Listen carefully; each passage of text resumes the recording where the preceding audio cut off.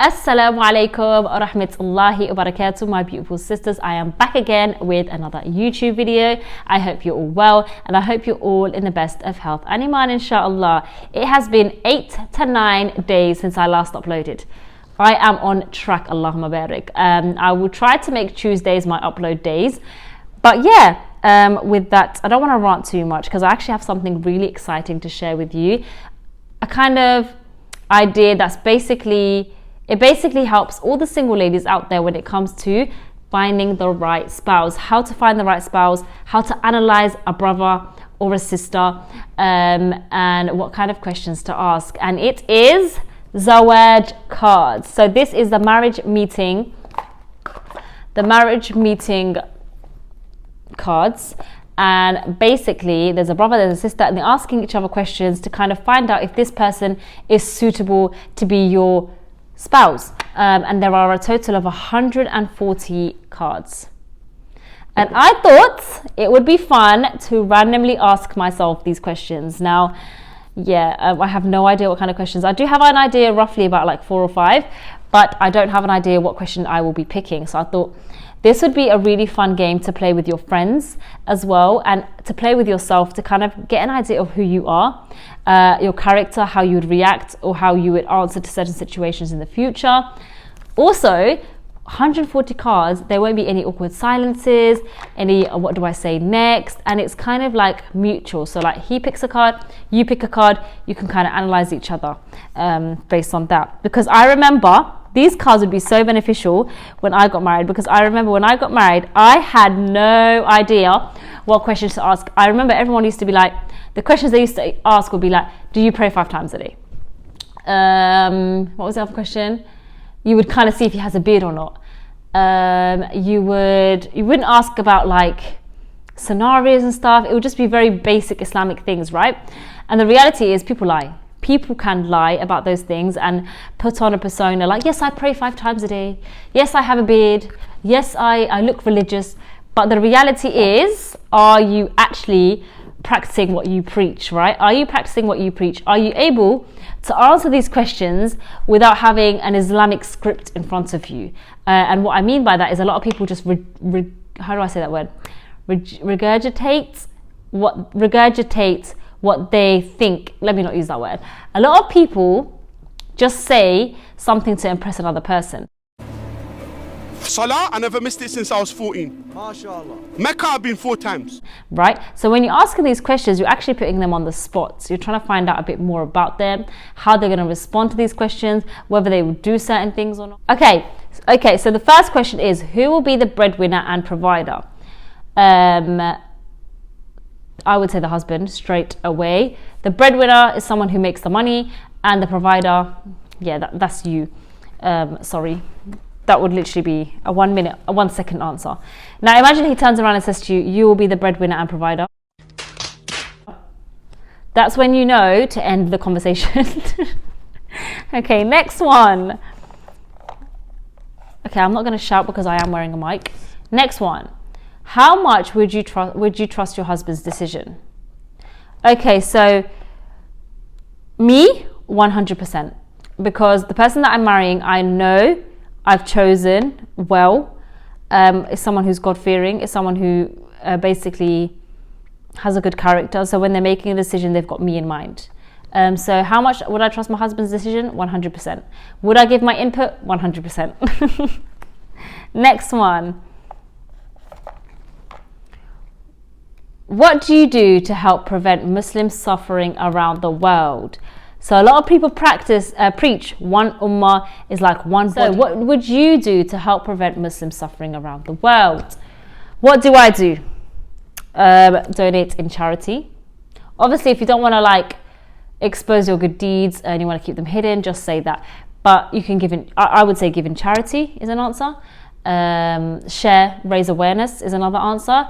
Some people protest, that's another answer.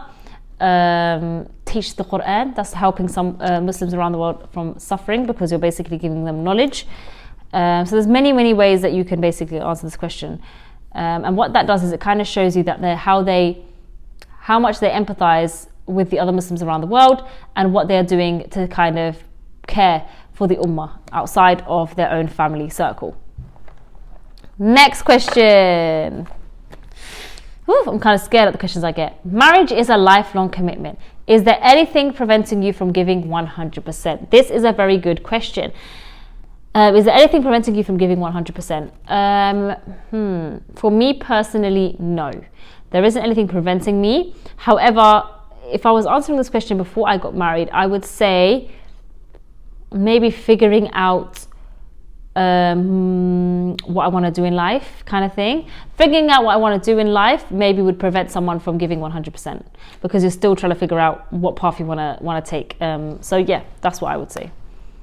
Next question. I don't know, I've answered so many, but I'm actually scared. I feel like I'm on the hot spot right now. What are your thoughts on manipulation being used in marriage? This is really good. This is a very, Firstly, ask them what manipulation means and then being used in marriage. Right, so me personally, obviously it's a no. You shouldn't be using manipulation in a marriage. However, if you're a female like me and you want something, and you know how to smartly get it, is that manipulation? Is it? I'll leave that for you girls to decide. Next one. What are the expectations your parents have of a potential spouse? This is a really good one because basically when you're sitting with your potential, right? They're not only having to meet your expectations, they might have to meet your parents' expectations. So my parents' expectations would be have a job, of course, because you're going to provide for my daughter, you're going to take her off of me. So have a job, have a degree, let's be honest. My parents would want a degree. And I'm talking about things that my parents value. A degree, good character, clean as in the way you present yourself is clean. So a degree, we all know our parents like a good university degree, a well-established job or some sort of income because you're getting married, clean, and family, a good family person. So like either you're a family man. Next one. Guys, I'm actually enjoying this. I might go on for ages. What are your career goals and how will it affect your role in the relationship? Okay, so when I got married, I was actually just finishing uni. So I didn't really have career goals in mind. Like I'm not very career goal orientated when it comes to climbing up the ladder. So for me, I didn't have that in mind. I just wanted to get married. That was my main focus, and I see that as my career. Do you know what I mean? But if you are a woman that has a career, you need to see, okay, how will this career affect the rights that I give my husband? Will I be able to juggle having a career, being married? When will I schedule having kids, if possible, etc., etc. So that's actually a very good question, especially in today's day and age, because we are very, very career orientated, and there's nothing wrong with being career orientated, but you have to ask yourself the realistic question of how will it affect the rights that I give to my husband or to my wife, etc., etc. Because I know also there are a lot of brothers out there who are very greedy and want to climb the ladder no matter what it takes, and they kind of neglect other aspects of their life such as family, friends, hygiene, etc., etc. Next one. How much time do you think a husband and wife should spend together for a healthy marriage? Okay, I think they should spend 24/7 together. So if you're not willing to give me 24/7, goodbye. I'm just joking. At first, if you asked me this question when I first got married, I would actually say 24/7.